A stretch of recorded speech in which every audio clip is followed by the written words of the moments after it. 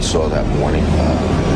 Being down here now, as different as it looks, I still have those visuals, those images in my mind, in my head.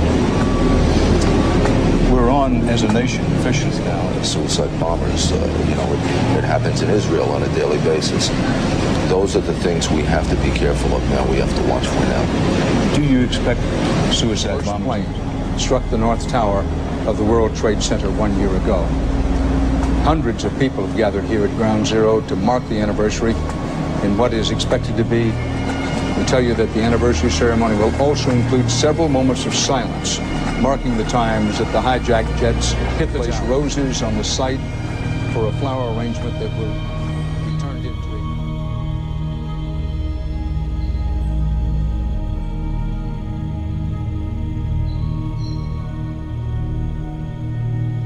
There are mysterious symbols all around you. Have you noticed?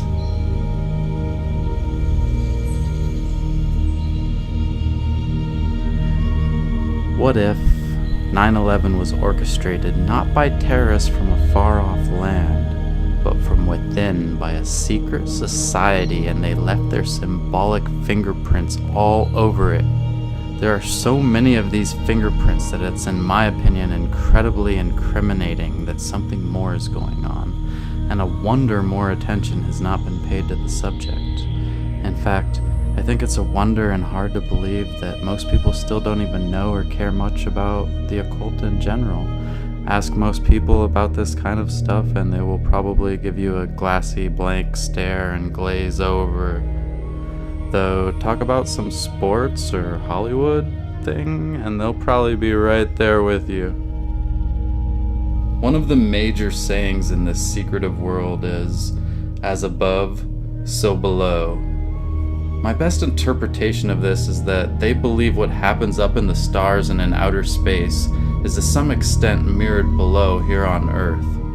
Astrology seems to be a big thing for many of these powerful people, so should we be surprised that both the World Trade Center complex itself and 9/11 actually have interesting astrological connections as well?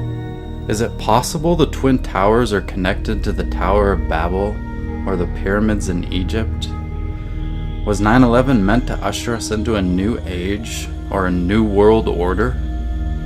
Quite a few of us now think the Twin Towers were meant to represent Boaz and Jachin, however you pronounce it.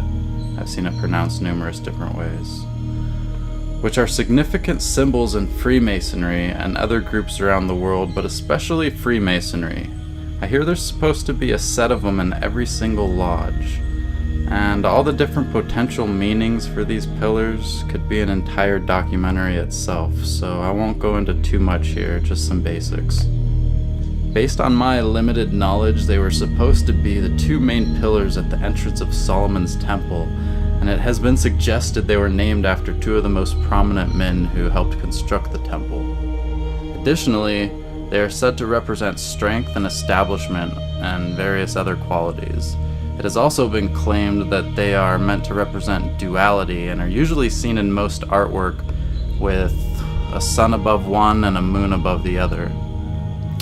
Furthermore, it is believed that they were part of a mechanism that would transport the Ark of the Covenant underground to be moved elsewhere in case of an attack or intruders.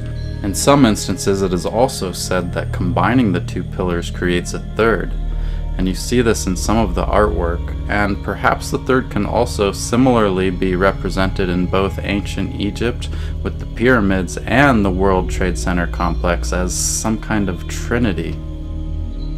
And I think one of the best pieces of evidence for the Twin Towers being representative of Boaz and Jachin is the fact that Building 7, which was another tower in the complex which also collapsed that day on 9/11, it was nicknamed Solomon's Building. Did that really happen back in ancient history with Solomon's temple both existing and being destroyed? Was 9/11 some kind of reenactment of an older story or tragedy? Kind of like copycat killers or something? Or was it some kind of twisted sacrificial tradition? Or something else entirely?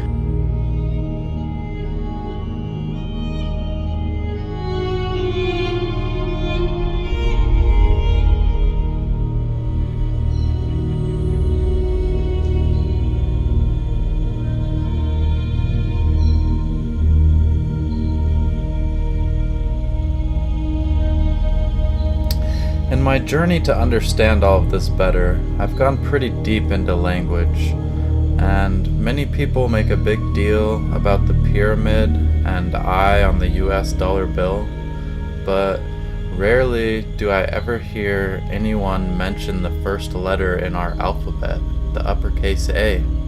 If you look at it, to me it clearly looks like a pyramid with a capstone, or an eye. I discovered this independently, though I know I'm not the only one. It's rare, though I have seen others who have discovered this as well. One evening I just had an epiphany on a night walk, and I started seeing symbols in new ways everywhere. I figured out there's quite a few letters with triangles in them, sometimes in pairs or upside down, as if as above, so below. The X is even mirrored, like a reflection. And there are other symbols as well, especially pillars and ovals, which could be said to be masculine and feminine energies. Kind of like how the occult builds buildings in the shapes of specific sexual body parts as well. You could almost come to see language as the combining of these two gendered energies, with new shapes and combinations giving birth to new forms of communication. I also did some digging and found that our modern language did evolve from ancient Egyptian language, among numerous other languages like German, Phoenician, Greek, and Latin, for example. However, I wasn't able to find many actual individual names associated with such. Trying to figure out who actually codified the language, or where the ultimate roots are, is very difficult. Maybe impossible, at least for me anyways. These ancient Egyptian symbols and other occult symbols are all around us, on our money, in the words we speak through our alphabet, as well as in our government and military, and all over entertainment and on corporation logos. Similarly to the more well-known pyramid and Eye of Providence, there are also other symbols like the Twin Towers that seem to pop up a lot in the occult.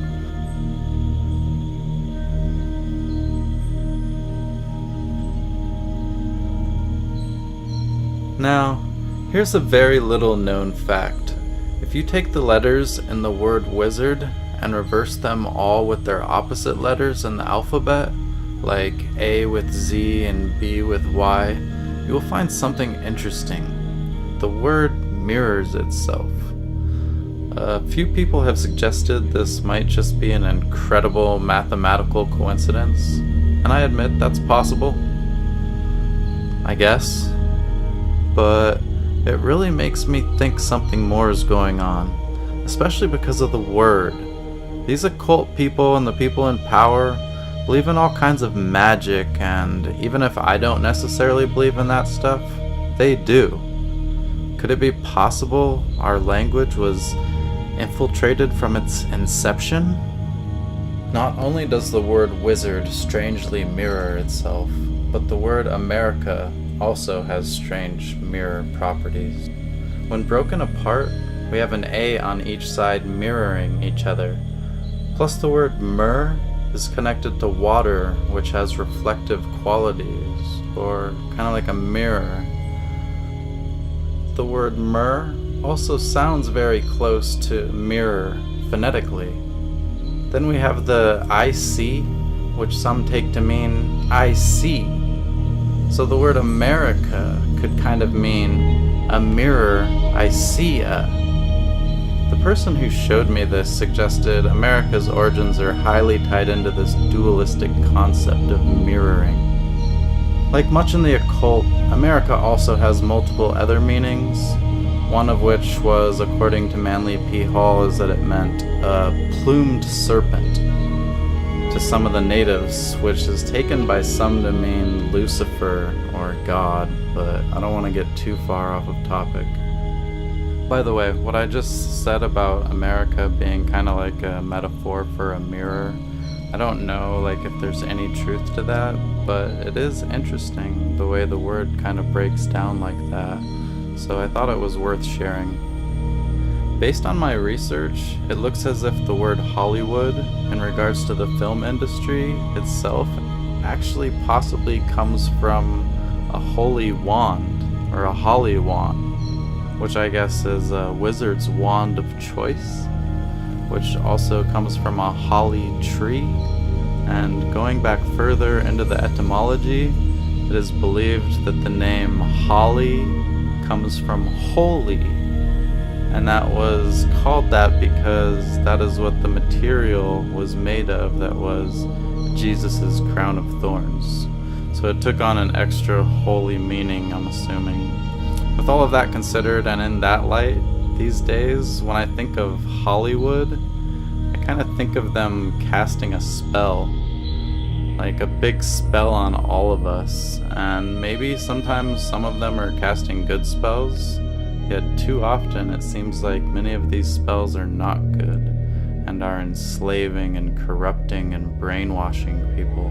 Additionally, some of these 9/11 sync clips might actually be something kind of like them casting spells on us as well.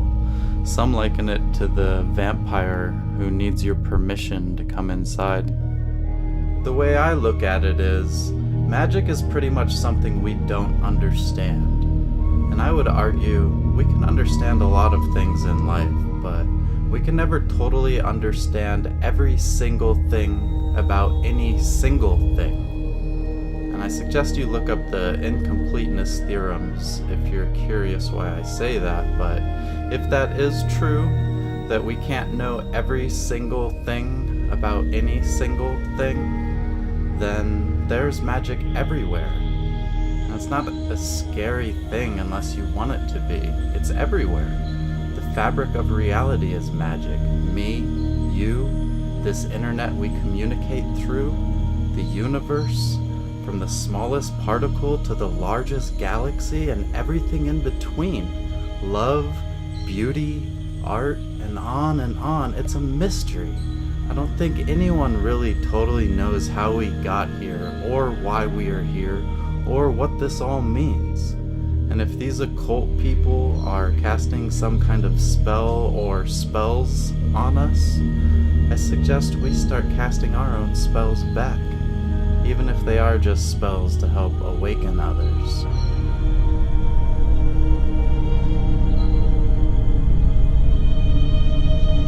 You know, in magic, you can't even ignore puns and plays on words, because words themselves are magical tools.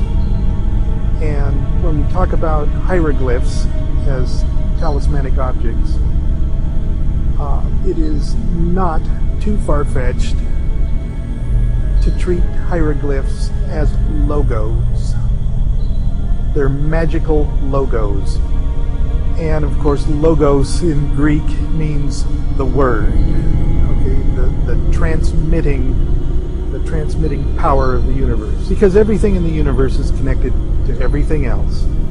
It's not far-fetched, and it's highly permissible in magic to incorporate puns in your understanding of the universe around you.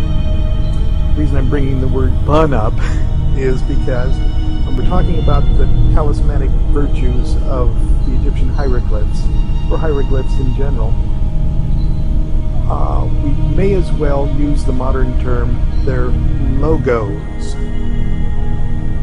In the same way as corporate logos communicate a vast amount of information in a cute, easy to remember image.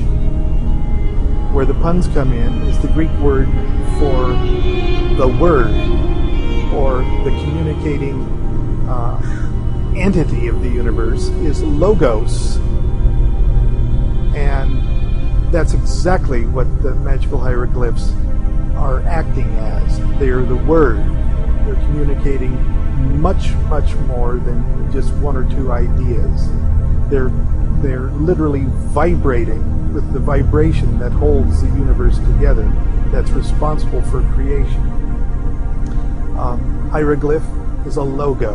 A hieroglyph is a logos.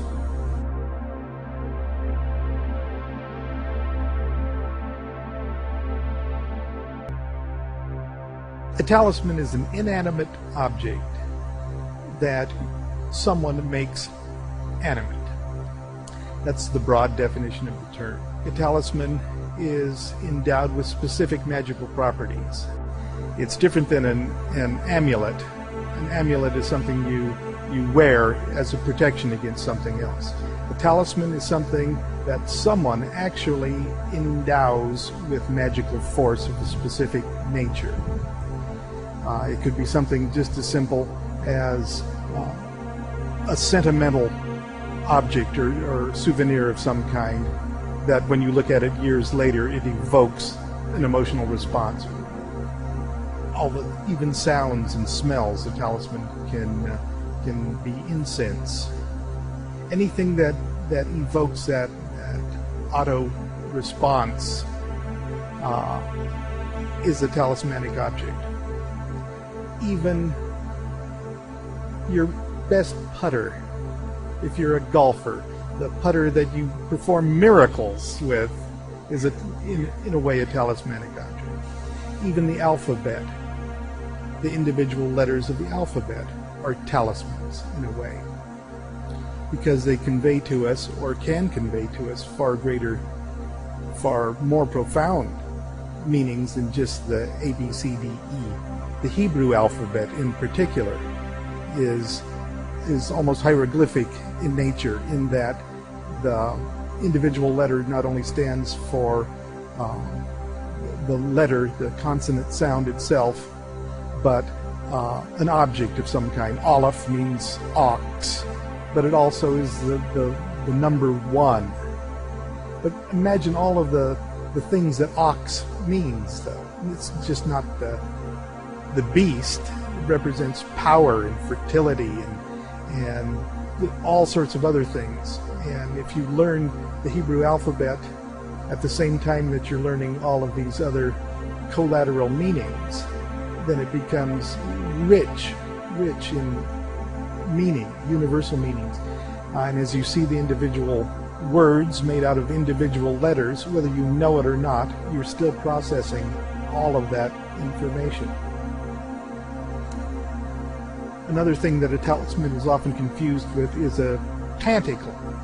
The pantacle is the magician's is a diagram of the magician's total understanding of the universe. In other words, it's a symbolic picture of the magician's world view.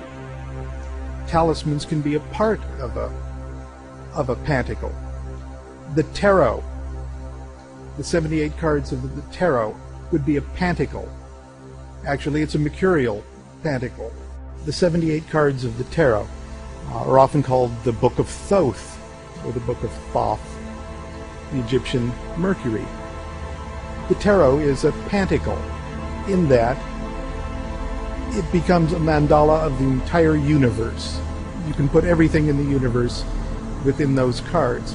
But the individual cards themselves are more in the nature of a talisman, because they represent specific forces within the universe, isolated, cozy, all in one neat little package. A talisman is a neat little package of spiritual force. Here's another example of a pantacle. This is my personal pantacle. Like I said, a pantacle is the magician's worldview. And here we have 4 versions of the Kabbalistic Tree of Life. And there's a Tree of Life for each of the 4 Kabbalistic worlds. And each of those 4 Kabbalistic worlds is an embodiment of the powers and energy in the Yod, He, Vav, He formula. It's more than a deity, it's a formula. There's also some interesting ancient synchs, or parallels, in regards to 9/11. So, should I be surprised when I find some synchronicities or coincidences in some of the various Bibles as well? This first example is really interesting. Even a senator cited this scripture after 9/11 happened. And here's a little video to go with this. As a disclaimer, before you watch this, I'm not a Christian, nor do I belong to any mainstream religion, and I don't believe in God or the various Bibles or books of faith the way many people do. However, I do still find the subject very interesting and worth bringing up. Maybe there is a deeper mystery going on here. I try to stay open-minded. And what they say is, the bricks have fallen in this attack, but we will rebuild with hewn stone. The sycamores have been cut down, but we will plant cedars in their place. And what they're saying by talking about the stones and the cedars, they're saying, God, you're not going to humble us. We're not going to turn back. We're not going to search our ways. In fact, we're going to continue going against you, and we're going to do it even more strongly than before. And they keep using this word, defiance, defiance, defiance. When you look at the commentaries on Isaiah 9:10, they all say that's the key word that the nation is using, and you see it again and again. And what it says right in that verse, it says that we will rebuild with hewn stone. Now, this is the fifth harbinger in the book, and this is called the stone of judgment, or the gazit stone. And what it is that they go to the mountains of Israel and they quarry out a stone. The word in Hebrew is gazit stone. It means a cut, quarried stone, mountain rock, massive rectangular block of stone. They do this, the ancient Israelites, they bring it back to where the bricks had fallen, the ground of destruction. They lay it down and they vow over that stone that they're going to come back stronger than ever. They're going to rebuild themselves more than ever. What does it have to do with America? After 9/11, in a mountain of New York, the people gather there, they quarry out a stone, a massive rectangular 20-ton block of stone. This is a biblical gazit stone. They bring it to New York City, they bring it to Ground Zero, they lower it onto the pavement of Ground Zero, this gigantic stone. They have a ceremony around the stone. The mayor of New York, the governor of New York and of New Jersey, and they in the ceremony they vow over the stone that America is going to come back stronger than ever, and we're going to defy everything, and the stone becomes the symbol of their defiance. They have no idea they're reenacting the exact drama of judgment in ancient Israel. And you go down the line, the next thing it says in Isaiah, it says the sycamores have been struck down. Well, when the enemy came in ancient Israel, they didn't just attack the cities, they attacked the land. And the sign was the sycamores, the trees were struck down. The striking down of a tree is a biblical sign of judgment. It comes up again and again.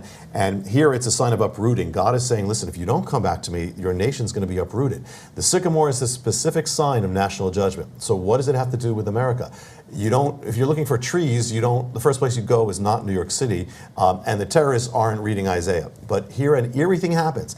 In the last moments of 9/11, as the last tower is coming down, it sends forth a shockwave and it sends forth a beam into the sky. It goes forth and it strikes an object. The object is a tree, and the tree it strikes is the sycamore.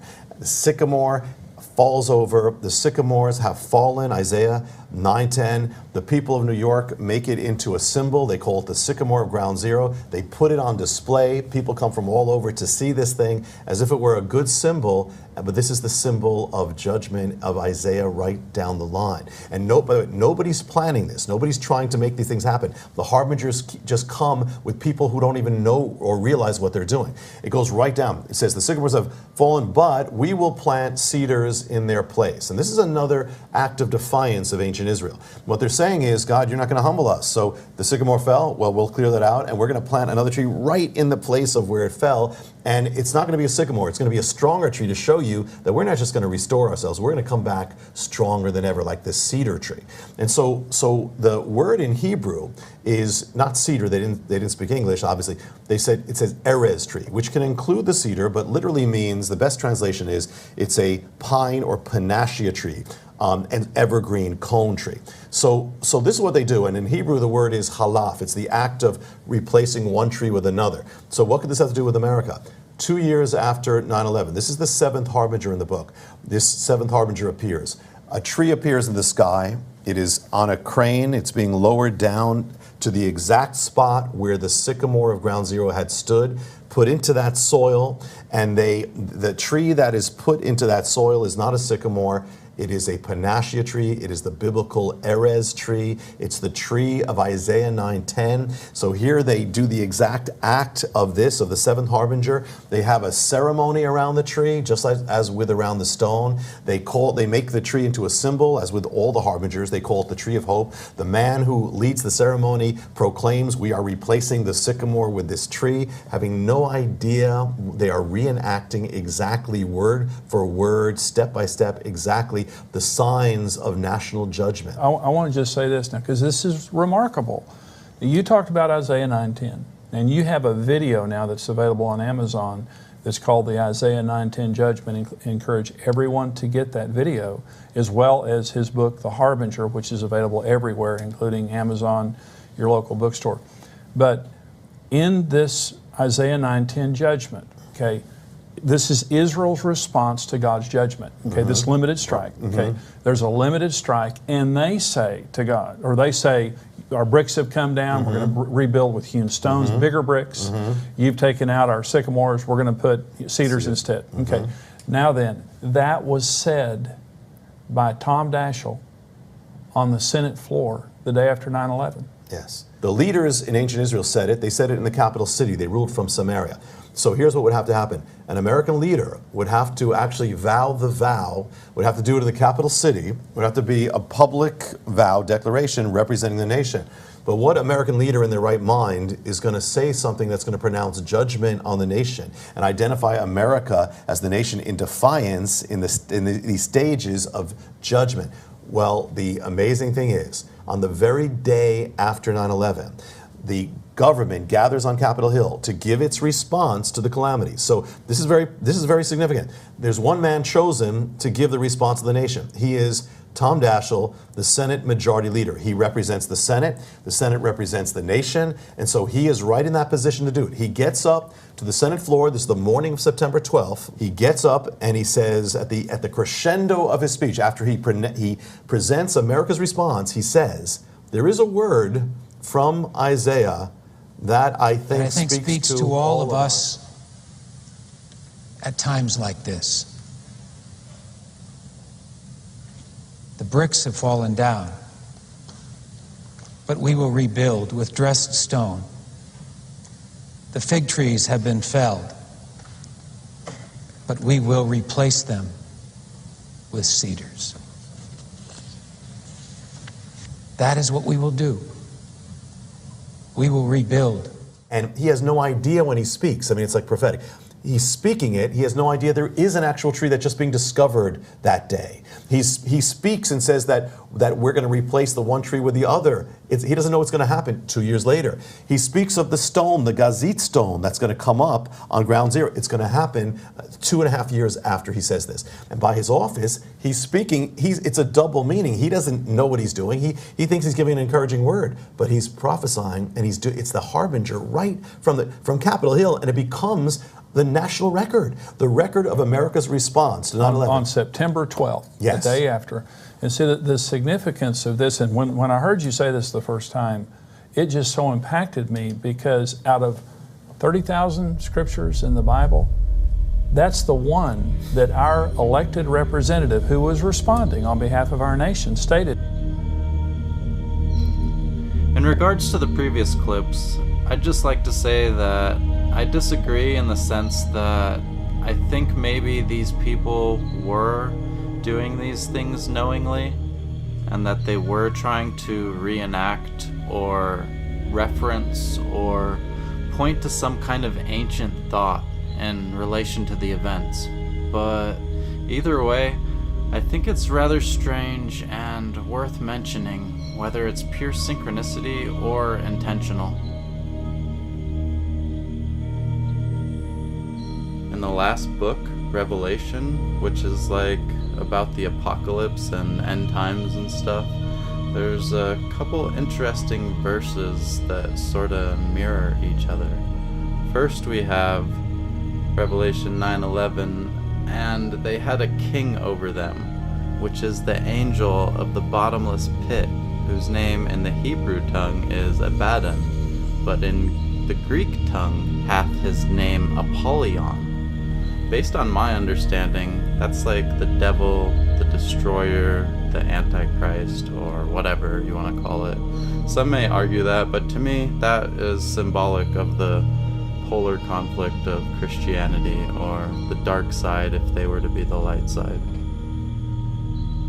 Then the mirrored one says this, which is to me extra disturbing in light of the fact that many victims weren't able to properly be buried on 9/11. Revelation 11:9, "And they of the people and kindreds and tongues and nations shall see their dead bodies 3 days and a half, and shall not suffer their dead bodies to be put in graves."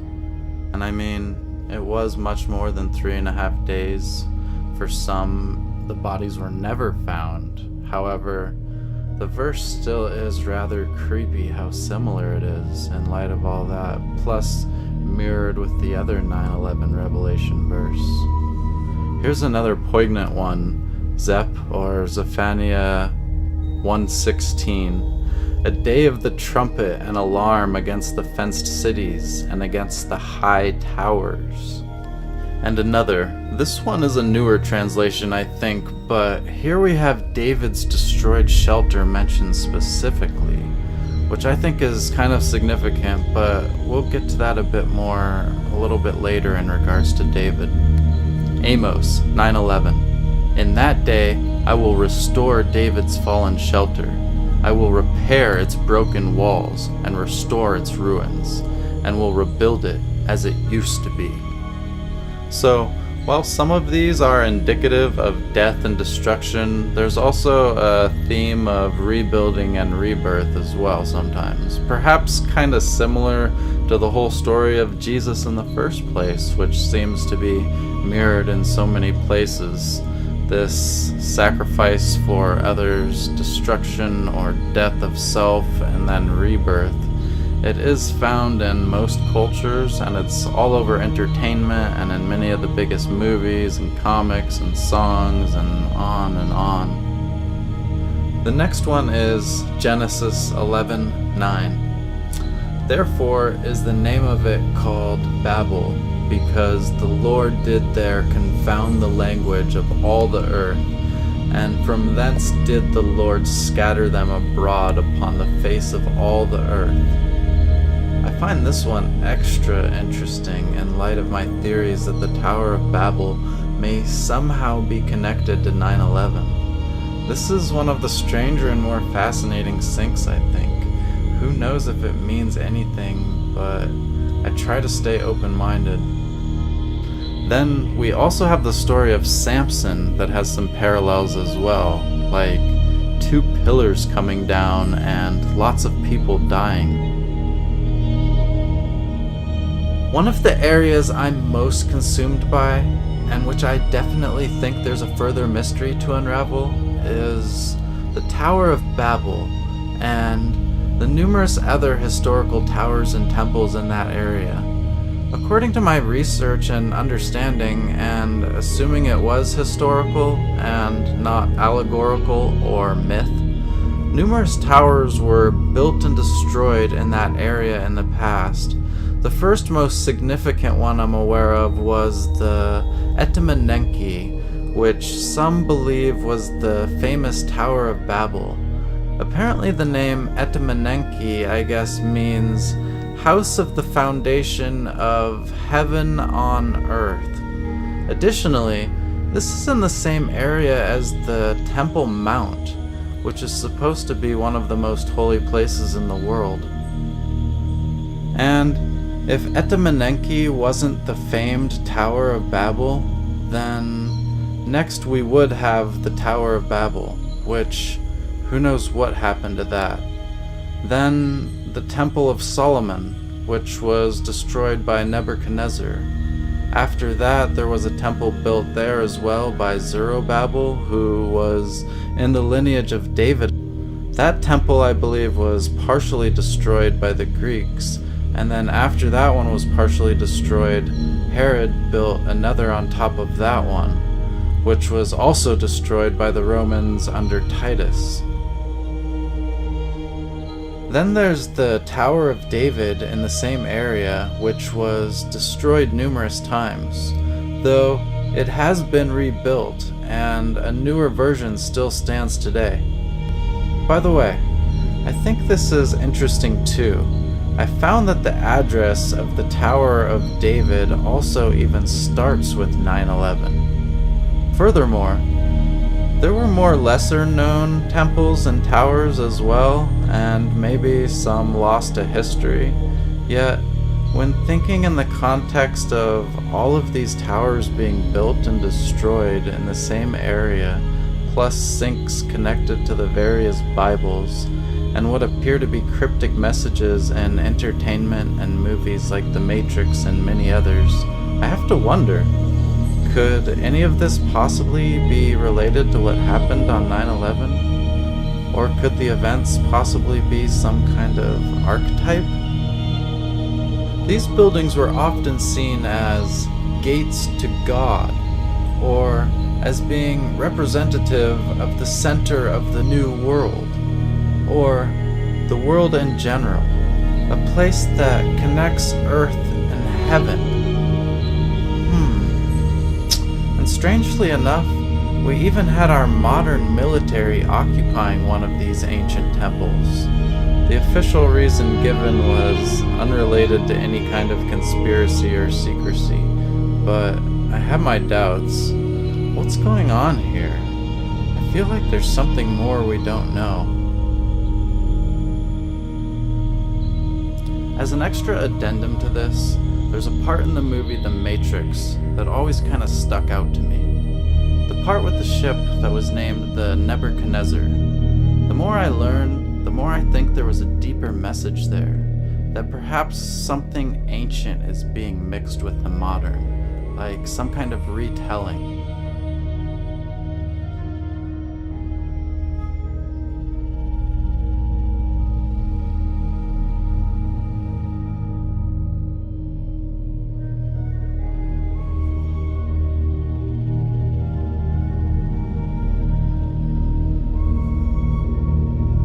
So, Nebuchadnezzar is in the Matrix as the name of one of the ships, and this ship takes Neo and the crew to a place called Zion, which is a synonym for a city in Jerusalem, David's city. David is the father of Solomon, who built the first temple that was destroyed. And in the Bible, this place was punished by God, I guess. Also, some people believe Jerusalem was Babylon, and additionally, some people believe New York is the new Babylon. Confused? Me too. It's difficult piecing this kind of stuff together sometimes, especially when it's so ancient, yet I do kind of think we have all these different things pointing towards the possibility that there is some kind of story or something here attempting to be retold.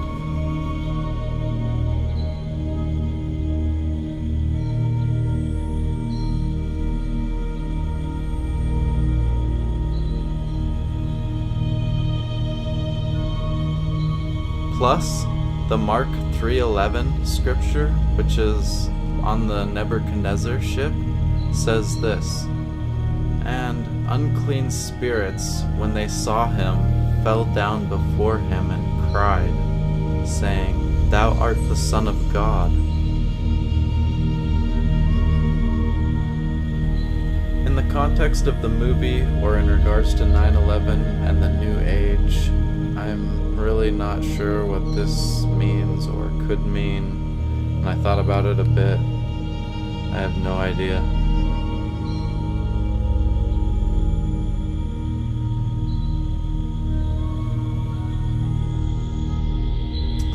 It is my opinion that these ancient temples or towers, and we can use the name Zion as a metonym for all of them, were built to be seen as cities or buildings of God, like heaven's representation on earth.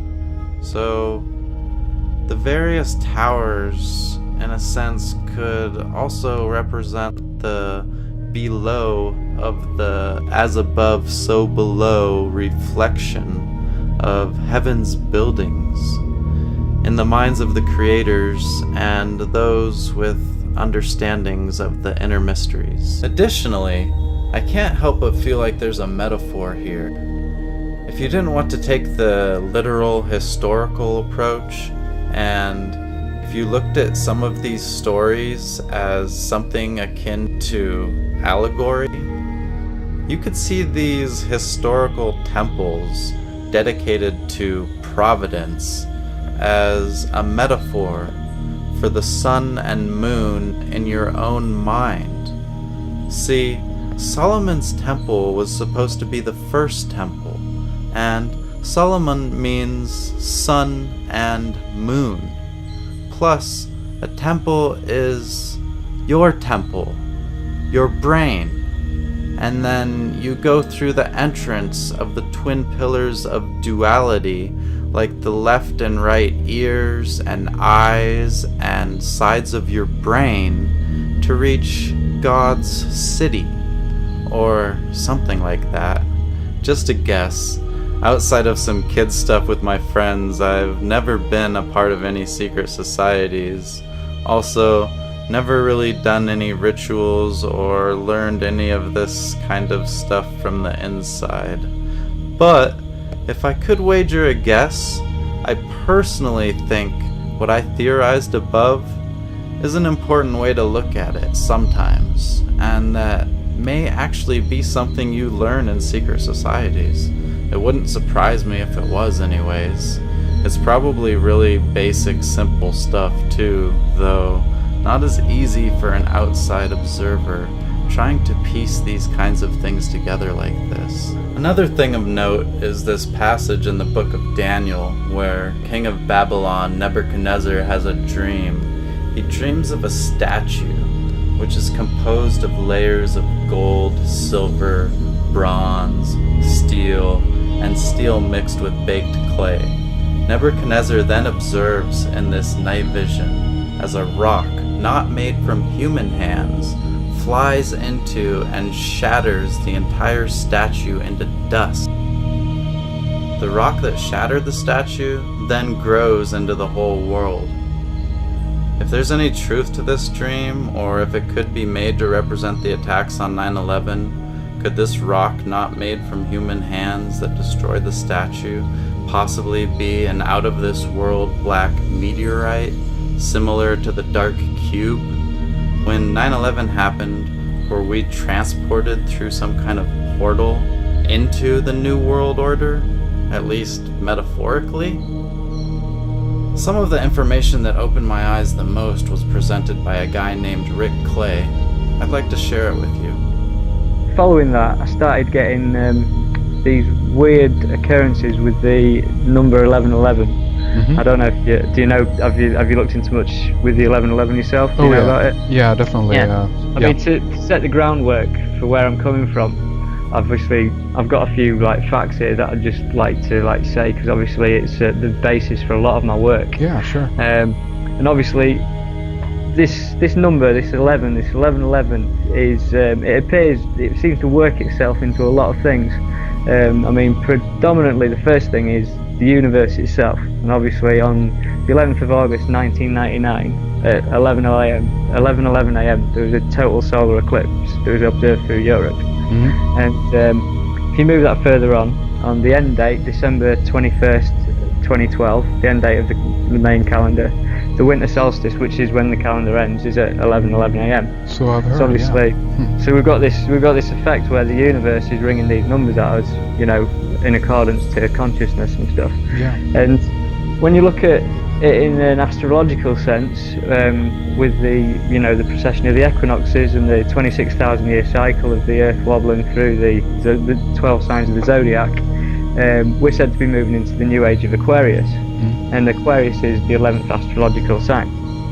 And so, getting further into it, you look at the numbers of 2112, 2012, and you add all those numbers up, and you get an 11. And then you look into the sun, for instance, and the sunspot cycles are 11 years, and basically everything that you can just keep finding these 11s out of things. And you could argue that, are you looking for them? But basically, when it's that amount of things within the universe, it's not like I'm looking for them, because they are there. Yeah. You can't deny that. And so then you start moving into the numerology of it. And for instance, if you get 1111 and you multiply it by 1111, you get the number 1 2 3 4 3 2 1, which is a pyramid. Okay, so you've got a pyramid numerology that you can get out of the 1111. Backtrack on that a little bit and take it a little bit slower for us again. Okay. Yeah. Okay. Well, if you've got the time code 1111 and you multiply it by the same thing, so 1111 times 1111, Yeah. you get the number 1 2 3 4 3 2 1. Okay. So if you imagine that as a visual, you've got a pyramid. So Yeah. one step up, that's number 1. Then we have 2, that's 2 steps up. Is that what you're going at here? Yeah. It's essentially like, because you've got the 1 2 3 4 3 2 1. If you would plot that on a graph, Right. on X and Y, you'd have a pyramid. Interesting. So and the same decreases. So if you've got 111, you times it by 111, you get 1 2 3 2 1. You get a pyramid, whichever way you look at it. Anything with a base of 1. Interesting. And so then, if you look at the 11 itself, and in binary, an 11 stands for a 3. So obviously you've got a trinity out of it. You know what I mean? So if you were to convert to binary, it would mean it'd be 3. So essentially, then if you look at this idea of the trinity with it, you know 33rd degree Masons and the 33 that goes around. Obviously, if you turn that into the trinity and you divide 33 by 3, you get 11. That's Right, interesting. So you start like seeing these 11s, as I'm saying. So then you move on to recent events and you get to September the 11th, 2001, right? And you realise that the building was stood like an 11. The 2 towers stood like an 11. Indeed. And then you've got 9/11, which is 9 plus 1 plus 1, which is 11. And then you realise that September the 11th was 111 days until the end of the year. And then you start thinking about the first plane that hit the World Trade Center, and it was Flight 11. There you go, yeah. Right. And the total number of crew on Flight 11 was 11. And then you look into it further, and the New York State was the 11th state of the US Constitution. Right. And so then you start thinking about where September the 11th stands in year as far as years are concerned. And September the 11th, 2001 stands 11 years from 2012. Yeah. Right. And there's an author called Jose Arguelles.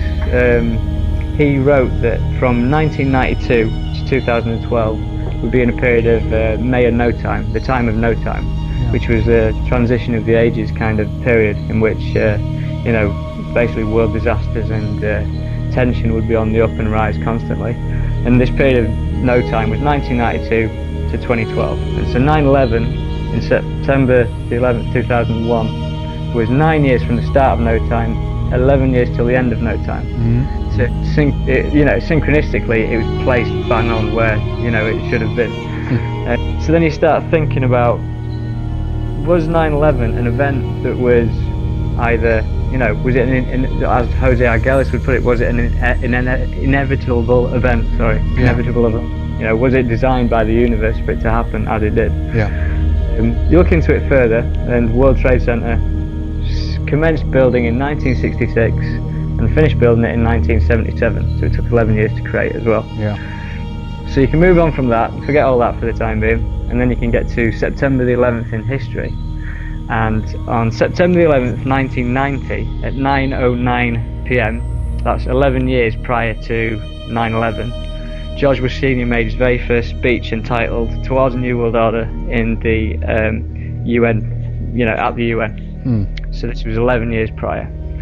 And then if you take that back 60 years, so you go back to September the 11th, 1941, you'll realise that 60 years to 9/11, that was when the soil was broken for the Pentagon. Pentagon, yeah, exactly. Yeah. And so you've got this date, September the 11th, again running through this kind of, the nasty war machine of America, if you want to call it that. Exactly. And so then basically there's something that happened much further back in time than that, and there's a book written in 1981, and it was called The Birth of Christ Recalculated, and it was written by a guy called Ernest L. Martin, and he claims to have calculated the exact date of Jesus Christ's birth date based on celestial charts for that era. Yeah. Basically, he's worked out with the famous Star of Bethlehem, which was, he worked out that essentially Jesus Christ was born on September the 11th, 3 BC. And this book was released in 1981. So, you know, we've got another day there. And I think that is, sorry to interrupt there, but I think that's actually a key area to why we potentially are seeing so many things oriented around the 9 and the 11 September. Yeah, you know? yeah, definitely. Yeah. Definitely. I mean, when it comes into other significant events, for instance, when you think about America and NASA and stuff, the very first shuttle that got to the moon was Apollo 11. Yeah, there you go. And then, for instance, in Great Britain, I'm sure I think it's celebrated around the world actually, but on the 11th hour of the 11th day of the 11th month, we celebrate Remembrance Day, in which we honour our war dead, but it's on an 11/11, and it's basically the Queen and a load of other people taking poppies to a cenotaph, which is an obelisk essentially. Yeah. So, little strange events going on all over the place. Indeed. I mean, talking about the Queen moving into royalty, and this is where I'll lead much deeper into royalty later on. But basically, if you look into the history of the word crown and the royal crown, the word crown was derived from Anglo-French word called couronne, which is derived from Latin for corona. But the year that the word crown, was first established was in the year 1111. Huh, really? That's interesting. Right. Huh, So, wow. you can't just say that these are coincidences. All of these things that are kind of connected up, and I get to a point where at first I thought there were coincidences, but then you think, what is this thing called chance? Yeah. What is it? Indeed. So anyhow, that's the groundwork for 11, and then this is where I'd started seeing this time code 1111 on clocks and stuff, and this is when I started getting this flood of information. I don't know where I've been receiving it from, but I've been receiving it from somewhere recently. I don't know what it's all about, to be honest. But basically, sorry. Yeah, no, I just wanted to say it's interesting, and to some extent I think that this is in a way information that wants to get out. I think it's kind of a self-containing awareness within itself, meaning that it is trying to reach out and teach us how things are interconnected. And I think that numerology and so-called coincidence or meaningful coincidence, synchronicity, is a perfect way to demonstrate to us that everything is interconnected. And I think that there are so many levels to all of this. So what we're beginning to discover are some of the most, in a way, actually obvious and very clear signs of this. But I would imagine that this is something that actually runs throughout exactly everything. If you have, basically the amount of time to study something or look at it in close enough detail. Rick Clay either killed himself or was murdered shortly after that interview. There's actually been a lot of mysterious deaths surrounding those involved with 9/11 and conspiracy theories and speaking truth to power in general. That's another subject for another time, though. Here are some more interesting or strange 11 references Rick didn't mention that myself or others have discovered.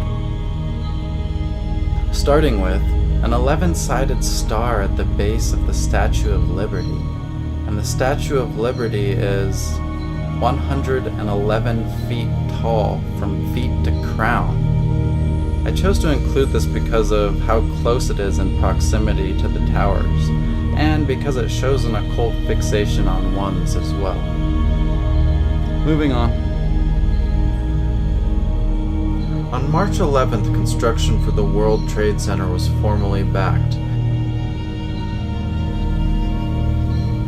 The actual physical construction of the first tower began in 1968, which is the exact same year that we started using 9/11 as the nationwide emergency phone number system. Coincidence? It would be an amazing one. This one really messes with my mind and makes me think there's much more going on. It makes me feel like there was an effort to dramatically condition this number into us symbolically since before the towers were even built. This is kind of spooky, but exactly 911 days after 9/11, on 3/11/04, were the Madrid terrorist train bombings. What the hell is with all these 11s showing up on all these significant dates? Osama bin Laden was allegedly killed in 2011 and had one of his eyes blown out, kind of like the mark of the one eye of the secret societies. Afterwards, the Benghazi attack was also on 9/11, which was another somewhat significant terrorist attack. JFK was also killed on the 11th month, and back in 1994, on September 11th, a guy stole a Cessna and tried to fly it into the White House the next day. Morning, everyone. An extraordinary breach of security. Early this morning, a small plane, crashing on the south lawn of the White House. There was some damage to the White House. President Clinton and family were not in the White House at the time. For more on the story, we go to ABC's Ann Compton. And do we know whether this was a terrorist attack, an attack designed to harm the president? That is always what the White House Secret Service presumes. And when the president was not at home when this happened, but he was supposed to be in a bedroom window not far from where the plane came to arrest. You can see you can't see really the plane very well, but you see the large magnolia tree, more than 100 years old. The plane tumbled into it, snapped off a branch, and actually crashed into a window on the main floor of the White House. According to a site on U.S. military history and other sources, and as bizarre as this may sound, that area in New York where the attacks happened was officially discovered way back in the day on September 11th. I do get mixed results in regards to this in my research, and I think it was probably discovered earlier on September the 3rd, but it officially seems as if they are going with September 11th on the date in an accepted historical sense. There's also another one I couldn't totally verify or prove, and I think it is worth mentioning. A number of conspiracy sites say the seal on the dollar with the pyramid and the eye and stuff was created on September 11th, 1935. And while the seal was edited to include those new symbols that year based on my research, I was unable to find which month or day specifically. But if that is true, that would be pretty creepy. Weirdly enough, there was even some astrological stuff going on, like Saturn, or as some refer to it as Satan. It was lining up with Pluto, which I guess has some implications. But I'm a little hesitant to speak on this because I'm kind of skeptical of astrology and I don't really understand how it works.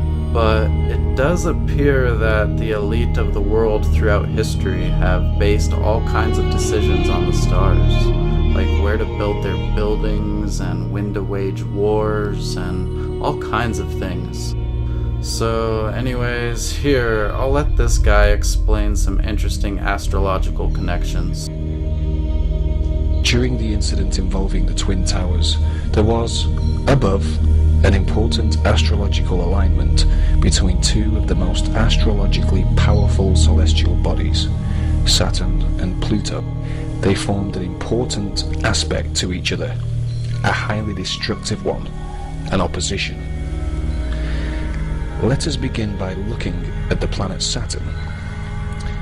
Saturn and its astrological symbolism is that of the planet of form and structure. It is also known as the planet of materialistic power. Saturn, on 9/11, was in the sign of Gemini, the twins. Gemini also represents multiplicity.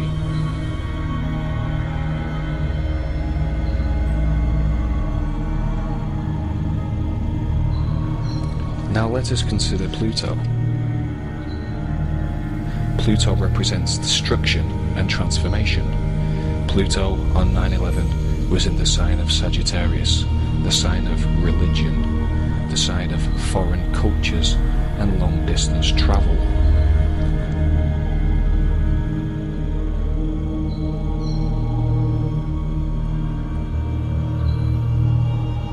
Is the planet of structure in the sign of the twins enough to give us an as above, so below reflection? Is Pluto in the sign of religion enough to give us the as above, so below reflection on 9/11?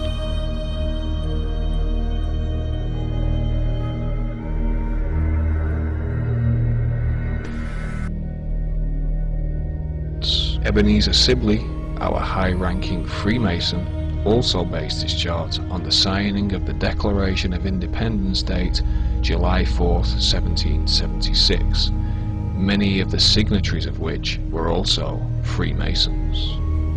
Sibley was notoriously featured in the UK's Gloucester Journal in an article dated July 4th, 1791, the same day and month date upon which his USA chart is based. According to the article, Sibley's occultist work was suppressed by the government of the day, under the idea that his work revealed secrets dangerous to be known. Sibley's chart seems to be based on specific inside information of the actual declaration signing time of 5:10 p.m. and does seem to be backed up by historical evidence. This places the USA's ascendant at 12 degrees of Sagittarius, and Pluto, our planet of transformation through destruction, was at the exact same 12-degree point of Sagittarius, opposing Saturn on 9/11/2001.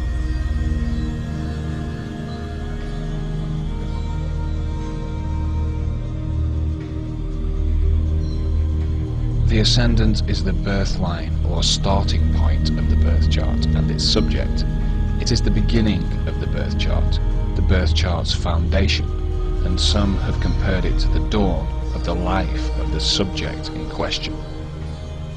The USA's birth date of July 4th, 1776 does of course represent the birth of the country's independence, the signing of the Declaration of Independence, and, like the ascendant itself, it is the country's starting point, its beginning, its foundation, and its dawn. The rising sign itself shares remarkable correlative qualities with the birth of the USA. A Sagittarian quality is one of freedom, something that the founding fathers had foremost in their minds at the Declaration signing, the Declaration being commonly known as the first of America's freedom documents. This leads us to more Sagittarian qualities of politics and law. The Declaration was of course a political document, the foundation for the other freedom documents of political law, the US Constitution and the Bill of Rights. The 1776 ascendant line of the USA was at 12 degrees Sagittarius, and Pluto, our planet of transformation, was at the exact same degree on 9/11/2001, thus transforming the foundation of the country, which led to the signing of the Patriot Acts, which many have claimed have destroyed the foundation of political and lawful freedom upon which the USA is built.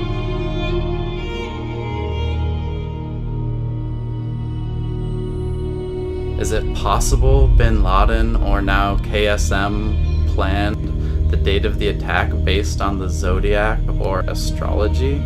If so, don't you think someone would have taken credit for it or mentioned it somewhere? Or shouldn't someone in our media have at least mentioned the weird coincidences? For historical sakes, at least? This one is kind of weird too, but I guess there is a difference of about 11 days between the solar and lunar cycles, or also about a 1-year difference in every 33 years.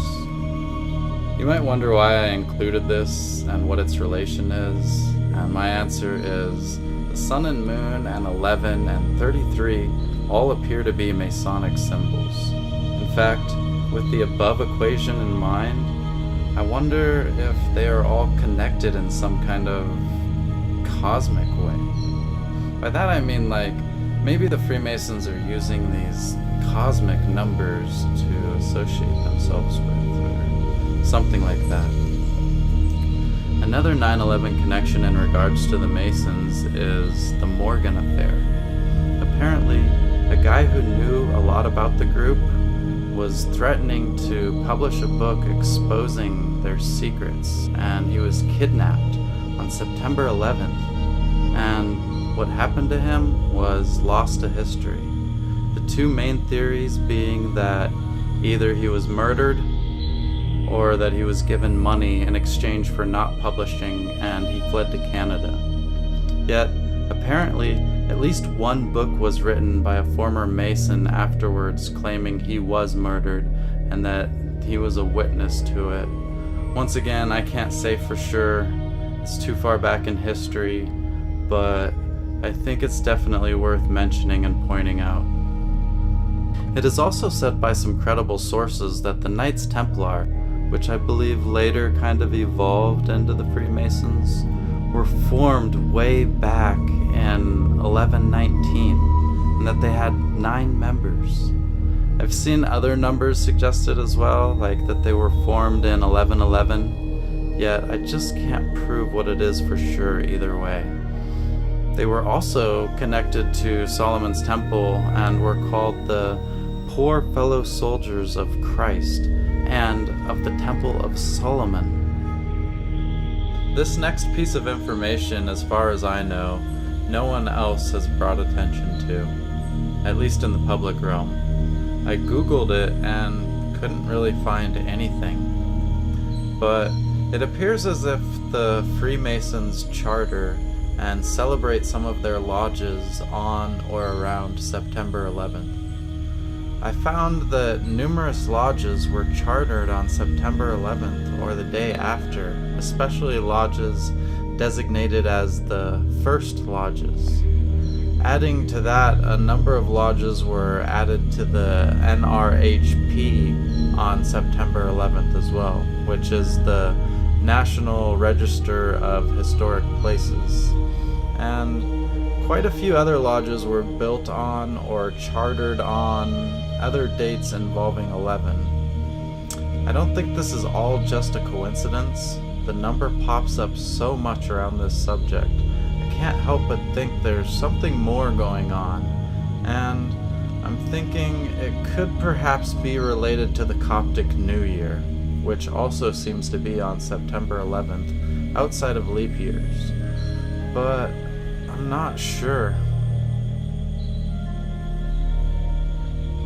The Federal Lodge Number 1, which I'm guessing is the first Federal Lodge created and one of the most powerful lodges, appears to have been chartered on September 12th, 1793, and subsequently they seem to tend to celebrate their charter over a 2-day period of both September 11th and the 12th. This would further explain the 2-day discrepancy in the White House attack and why the plane was stolen on September 11th, but not crashed until the next day. It's a 2-day event, or it can be. Plus, the Grand Lodge of Columbia was formed on December 11th and completed in 1811. I think at this point, it's pretty hard to deny that 11 is a significant number to the Masons' history, but specifically September 2.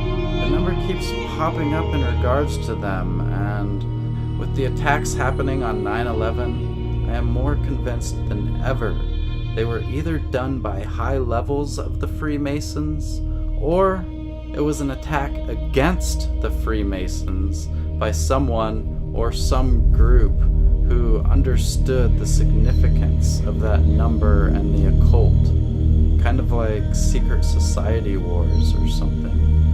I doubt it was terrorists in the Middle East. I think much more likely it was powerful people in the occult world.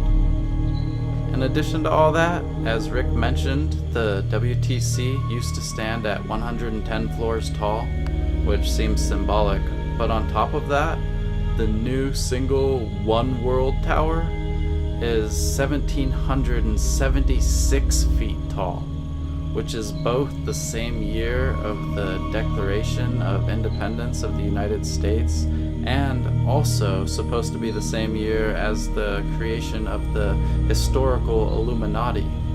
By the way, 776 upside down, as above so below from the 1776 looks very close to 9/11 as well. And I found out that the 1776 cut in half is 888, which could mean the number of Jesus or God or perhaps it means infinity or time travel, or I don't know. But going further, 888 cut in half is 444, and then 444 in half is 222, and 222 in half is 111, and 111 in half is 55.5. Could this be a random date for the Declaration of Independence and the creation of the Illuminati? Yes, but I really have my doubts. And now we have this giant eyeball type of building named Oculus next to the site of the attack that opens every year on 9/11. They say it's a bird, but Oculus means eye, and maybe it also serves as a bird, probably a phoenix, but I think it's an eye too. I mean, not trying to seem super paranoid here, but doesn't that seem kind of creepy? So many people are worried about the New World Order and the all-seeing eye, and we have a big eye being built and opening up right after 9/11 next to the site of the attacks, next to a building referred to as the One World Trade Center, and it's 1,776 feet tall? Seriously? Why are more people not upset, or at least more curious and inquisitive and wanting to know more about this kind of stuff?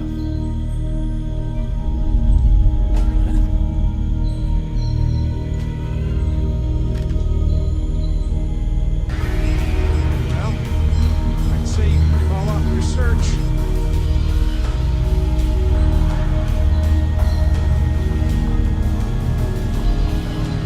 Okay, pause it right there.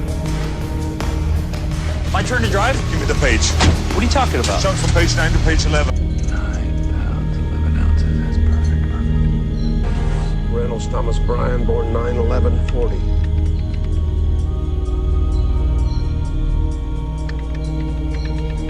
Discharge was granted September 11th.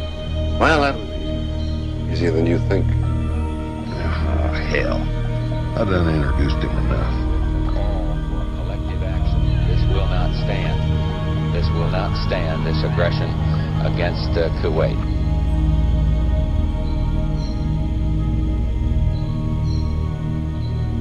Destruction since the World Trade Center bombing. I personally don't put a lot of stock in seeing just the number 9/11 in various kinds of artwork or movies or what have you. However, it is possible the number is being used as a code of some kind, like spies might send to each other or something like that. And in some of these examples where the number shows up, it is often very interesting what type of context it's in or where it's shown. Yet there is one 9/11 reference that is a bit more difficult to deny, even for a skeptical 32nd degree Freemason who doesn't really subscribe to these kinds of conspiracy theories, and who has studied extensively on the subject. The movie is The Matrix, and the Freemason is Robert Sullivan IV. He says it's next to impossible to reconcile. Here, listen. What are the people behind the movies attempting to do to our subconscious mind with these somewhat veiled snippets of information, Robert? Yeah, it's a great question. There's multiple ways you can look at this, and I agree with you. It definitely plays on the unconscious mind. This is what Carl Gustav Jung talked about, the collective unconscious. The things are just archaic remnants passed down from one generation to the next. Things that are just so inherent to our personalities, our psyche. Things like astrology, mythology, religion, numerology. Mythology, things like that they are just inherent to us, and these movie makers know it, and they implant these little symbols to play with us. Alternatively, another way of looking at this is, and this is also a very valid point, is that the movie makers themselves are affected by this. So in the book, I document instances where symbols may or themes appear in movies where it is clear the movie maker wasn't aware of the thing he was actually putting into the film. I cite a couple of the Ed Wood movies on this, where, I mean, he had no knowledge of Gnosticism. But, you know, if you want to see a Gnostic demiurge on film, look no further than his 1953 film Glen or Glenda, where Bela Lugosi plays one of the best Gnostic demiurges on screen. So the point I'm trying to make is they can also be affected by this. But yes, you're right. That whole thing, I talk about it in the book. I mean, it's definitely one of the most difficult 9/11 references to reconcile, and it's just because of the type of movie it appears in. The Matrix, which has to do with very overarching themes of death and resurrection, the abandonment of the old age for the new age, and you're right. If when you watch the film for the first time, it'll go by you. You basically have to pause it, and it's in the scene with Neo's passport where Smith is interrogating him. And I mean, yeah, you're right. There it is. There's the expiration date of Neo's passport, which is September 11, 2001. I mean, it's not just some passing 9/11 reference. I mean, it's the whole date. I mean, it's 9/11/2001. Also of interest is Neo's birth date, which is dualistic, and this ties into themes of Gnosticism. The Matrix, all the Matrix movies are just a Gnostic religion, just one giant Gnostic fable from start to finish. But the also of note is the birth date of Neo, which is September 13th, 1971. This is the date of the the Attica prison riots in upper state New York, where the the National Guard had to be called in to suppress the prison riot. And of course, it's dualistic, where you have the suppression of the prisoners, yet it's going to be the birth date of Neo, who frees mankind from the Matrix, from their prison. So you have this dualistic date going on with his birthday. But yeah, the whole 9/11 thing, it's one of the, I mean, it's there, and I say in the book, it's next to impossible to reconcile. And like you said, it comes out 2 years before 9/11 actually happened. The first Matrix, I want to say, was released in 1999. So yeah, I mean, how it got there, your guess is as good as mine. Could someone maybe have known something on the inside? That's possible. Could maybe some the collective unconscious have some sort of anticipatory device? Possible. But there it is in the movie, and it's by far and away one of the most difficult, if not the most difficult, predictive 9/11 references there is in movies. If these are all just coincidences, it's mind-boggling and insane, and all we really need is one of them to not be a coincidence, to tell us that there's much more to this story than previously thought.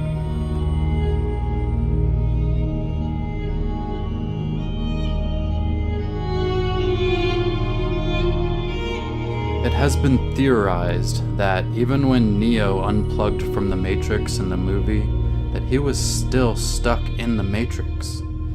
Maybe the same thing is true with us. Maybe even if we come to realize we are in some kind of Matrix and we think we've been unplugged, we're still stuck